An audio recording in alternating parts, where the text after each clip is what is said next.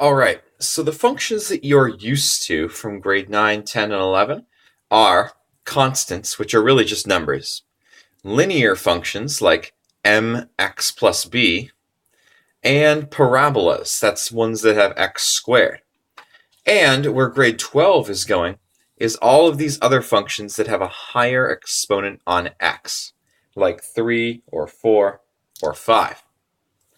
Now, the degree of a polynomial, or one of these, is the highest exponent that you'll ever find on x. Each term is one of the things that's separated by a plus or a minus sign. Here the negative 2x squared is a separate term from 1/2 x, which is another separate term from the minus 9. The number of terms that you can find in a polynomial, it obviously increases as the degree increases, because when you start with an x to the 4, you can have an x to the 3, and an x to the 2, and an x to the 1, and an x to the 0, or a constant term. The other thing I want to point out is that the domain of these polynomials, where you have whole number exponents on x, is always xer. You're allowed to plug in any number of x because you don't have an x underneath a square root, and you don't have an x on the bottom of a fraction. You're allowed to put in whatever you want for x. The domain is xer. Now you're going to have to do a little memorizing here. If you take a look at these functions, I've tried to write down what their degree is, what the highest exponent on x is, and then the corresponding name for the polynomial. If you have an x to the 0 only, it's a constant term because it's always negative 9. If it's mx plus b, what you're familiar with, or the highest exponent on x is 1, it's a linear function. You know that from grade 9. We have ax squared plus bx plus c, or a parabola. Exponent highest is 2, and it's called a quadratic. If the highest exponent on x is 3, we call it cubic. If the highest exponent on x is 4, we call it quartic. And if the highest exponent on x is 5, we call it quintic. Kind of like you have quadruplets and quintuplets when you give birth to more than one baby at a time. Well, not you, but you know what I mean. So, take a look at this. We've got this function. The highest exponent on x is, well, 4 and 3 and 2 and 1. I like going through to make sure, because sometimes they'll put these terms out of order. If this x to the 4 appeared over here, the degree is still going to be 4, because 4 is still the highest exponent on x. Doesn't matter what order the terms are in. So the degree of this polynomial is 4, and the special name that we have for functions that have a degree of 4 is quartic. Now, 1, 2, 3, 4, 5 terms are found in this polynomial. I knew how to separate the terms from each other because they're separated by pluses and minuses. Here's one term, minus, term, minus, term, plus, term, minus. If it's separated by a plus and minus, it's a separate term, as long as there's no brackets, I should say. And the last thing I want to point out is that we have something called the leading coefficient. What that is the number that's on the x that has the highest exponent. If your degree is 4, what's the number in front of x to the 4? In this case, it's 6.2.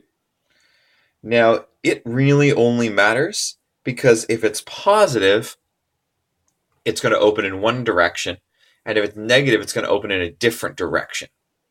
We should talk about that right now. In fact, that's why I've put it on the second sheet of this lesson. It's called End Behaviors, and I want to show you what these functions look like. We're going to start with the easy ones, the ones you've seen before, like linear functions.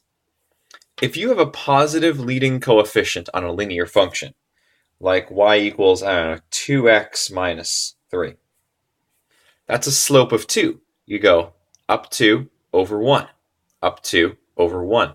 That is not what this function is, but the point is a positive slope gives you a line that points up and to the right, down and to the left. If you had a negative leading coefficient, like y equals negative 2x minus 3, you'd be going down 2 over 1, down 2 over 1, and your line opens in an opposite direction. It doesn't go up and to the right, it goes up and to the left. It doesn't go down and to the left, it goes down and to the right. It's pointed in the opposite direction because the leading coefficient has the opposite sign.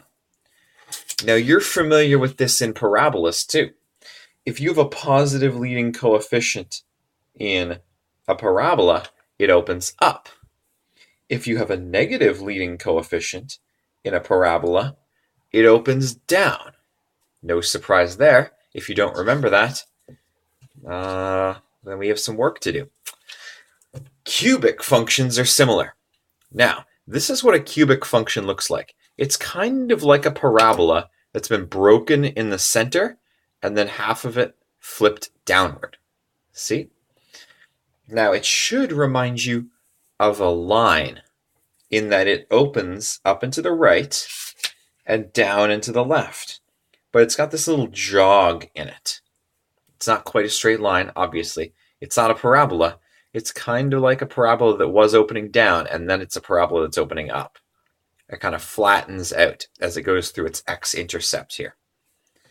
What's most important, though, is that you realize if this is a cubic function with a positive leading coefficient, a cubic function with a negative leading coefficient, these are just examples, opens in the opposite direction.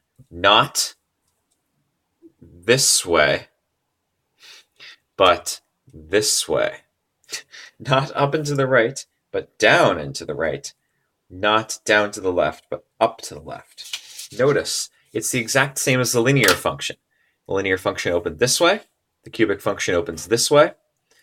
The negative leading coefficient linear function opens this way. The negative leading coefficient cubic function opens this way. Now you're going to find a pattern here depending on whether the degree is even or odd. Take a look. Here's an example of a quadratic function. Not all quadratic functions look like this, but this one does. And I'm not so much worried about what the shape is in the middle here. That comes up in the next lesson. But take a look. A parabola opens up in both directions. A quadratic also opens up in both directions, or down in both directions, depending on whether or not the coefficient is positive or negative. All of the even degree functions, x to the 2, x to the 4, x to the 6, x to the 8, etc., open in the same direction. Up for a positive leading coefficient, down for a negative leading coefficient. And quintics, or x to the 5s, are exactly the same as cubics and lines. The middle shape here is different. This is not shown very well anyways. But for a positive leading coefficient, it opens up to the right, down to the left. And if it's a negative leading coefficient, it's up to the left, down to the right. All of the odd degree polynomials open in the same direction. That's why we call them end behaviors. Now, let me summarize that for you with a little math term. All right? Polynomials of an even degree point in the same direction at both ends. What that means is, as x approaches positive infinity, i.e., as we go to the right, y approaches positive infinity, and as x approaches negative infinity, y also approaches positive infinity.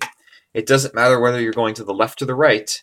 For an even degree polynomial, it opens up in both directions. What we mean when we say infinity here, infinity for x means to the left and to the right. Infinity for the y means up and down. depending on whether it's positive or negative infinity. Now, what I've given you here is only for a positive leading coefficient. Obviously, it opens downward if there's a negative leading coefficient, and that makes these negative infinities.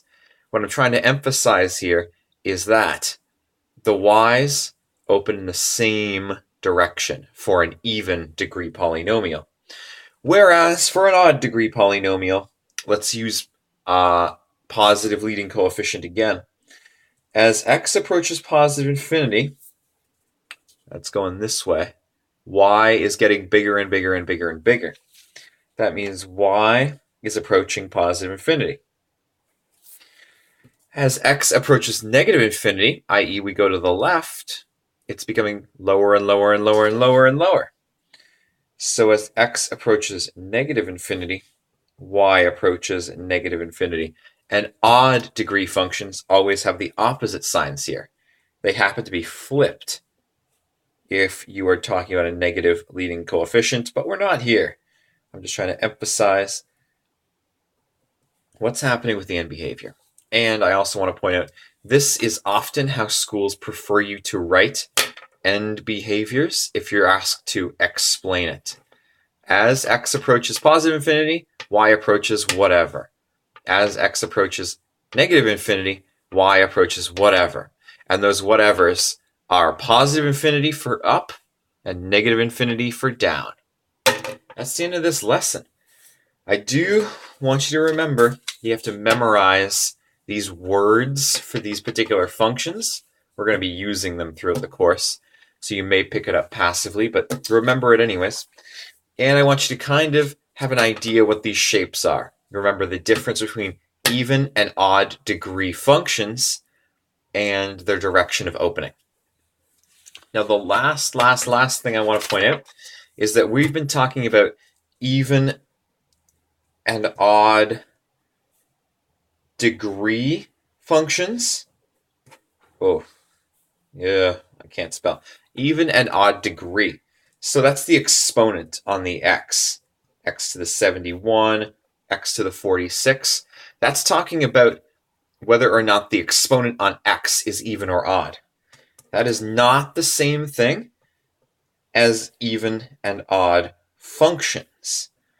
As a little recap, even functions are the ones that are symmetrical about the x-axis, and odd functions are the ones that you can rotate 180 degrees, and it's still the same function. They're not quite the same thing.